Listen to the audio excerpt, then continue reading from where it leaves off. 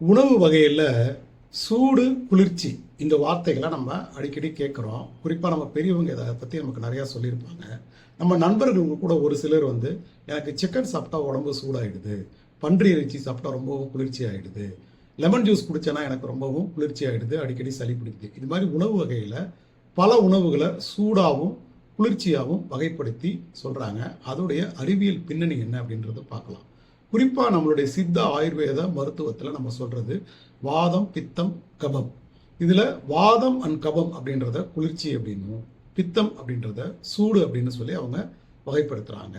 சூடு அப்படின்னா வந்து உடம்புல ஏற்படுற காய்ச்சல் மட்டும் கிடையாது. நம்ம வயிற்றுல ஏற்படுற எரிச்சல், மலம் போகும்போது ஏற்படுற எரிச்சல், மஞ்சள் காமாலை, அதிகமாக வியர்வை ஏற்படுறது, தோள்களில் வர்ற ஒரு சில பிரச்சனைகள், இது மாதிரி பல வகையான பிரச்சனைகளை சூடோட வகைப்படுத்துகிறாங்க. சூடான உணவுகள், அதாவது உடலுக்கு சூடை அதிகப்படுத்துகிற உணவுகள் இந்த மாதிரி பிரச்சனைகளை கொடுக்கும் அப்படின்னு அவங்க வகைப்படுத்துகிறாங்க. தசை, எலும்பு, நரம்பு இந்த மாதிரியான சம்பந்தப்பட்ட வியாதிகள் வர்ற விஷயத்த அவங்க வாதம் அப்படின்ற ஒரு உணவுகளோட வகைப்படுத்துகிறாங்க. ஆக்சுவலாக சளி, இருமல், இந்த மாதிரி நுரையீரல் தொற்று, மூச்சு விடுறதுல பிரச்சனை, இது எல்லாத்தையும் கபம் அப்படின்னு வகைப்படுத்துகிறாங்க. அசைவ உணவுகள் அத்தனையுமே வந்து சூடான உணவுகள் அப்படின்னு தான் ஆயுர்வேதமும் சித்தமும் வகைப்படுத்துது. நம்ம இதை எப்படி புரிஞ்சுக்கலாம் அப்படின்னு பார்த்தீங்கன்னா, நமக்கு நல்ல சளி பிடிச்சதுன்னா சூடான சூப் குடிங்க, நல்ல மட்டன் சூப், சிக்கன் சூப் குடிங்க, சரியாயிடும்னு சொல்லுவாங்க. இதே வயிற்றுப்போக்கு ஏற்படுது அப்படின்னா குளிர்ச்சியான பொருட்களான இளநீர், மோர் அந்த மாதிரி சாப்பிடுங்க, இல்லை பல சாறுகள் சாப்பிடுங்க அப்படின்னு சொல்லுவாங்க. ஸோ இந்த மாதிரி சூடால் வர்ற பிரச்சனைக்கு குளிர்ச்சியான உணவுகளையும், குளிர்ச்சியான உணவுகளால் வர்ற பிரச்சனைக்கு சூடை ஏற்படுத்துகிற உணவுகளையும் கொடுத்து அவங்க ஒரு ட்ரீட்மெண்ட் பண்ண ஆரம்பிப்பாங்க. அது ஒரு வகையில் வேலையும் நல்லா செய்யும்.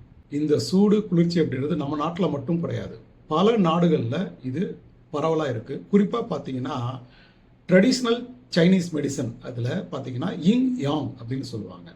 இங் அப்படின்னா குளிர்ச்சி, யாங் அப்படின்னா சூடு அப்படின்னு சொல்லி அவங்க வகைப்படுத்துகிறாங்க. இந்த குளிர்ச்சியான உணவு, உடம்புக்கு சூடை ஏற்படுத்துகிற உணவு, இதை பற்றி மிகப்பெரிய ஆராய்ச்சிகள் இன்னும் நடந்துக்கிட்டு தான் இருக்குது.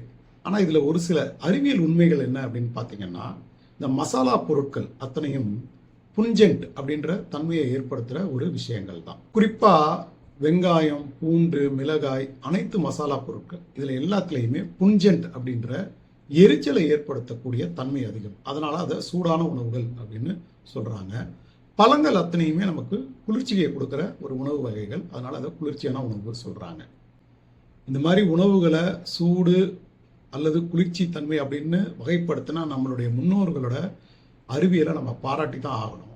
அதை பற்றி தான் அவங்க நிறைய மருத்துவ முறையை ஃபாலோ பண்ணாங்க.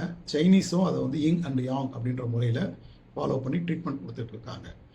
நாம் வந்து நம்மளுடைய பேலியோ டயட்டில் தெரிஞ்சிக்க வேண்டிய விஷயம் என்ன அப்படின்னு பார்த்தீங்கன்னா, இந்த சூடு குளிர்ச்சி இதை மனசில் வச்சுக்கிட்டு சத்தான உணவுகளை தவிர்க்காமல் இருக்கணும். அதாவது எனக்கு சிக்கன் சாப்பிட்டா சூடு அதிகமாகிடுது அப்படின்னா சிக்கனை தனியாக சாப்பிட்டா ஆகுதா, மாவு சத்தோடு சேர்த்து சாப்பிட்டா ஆகுதா அப்படின்றத நம்ம ஒரு அனலைஸ் பண்ணி பார்க்கணும். குறிப்பாக பார்த்தீங்கன்னா நம்ம உடம்பு கீட்டோசிஸ் மோடுக்கு மாறும் பொழுது இந்த சூடு, இந்த குளிர்ச்சி தன்மை இதில் இருந்தெல்லாம் விலகி ஒரு நியூட்ரலான தன்மைக்கு மாறிடும்.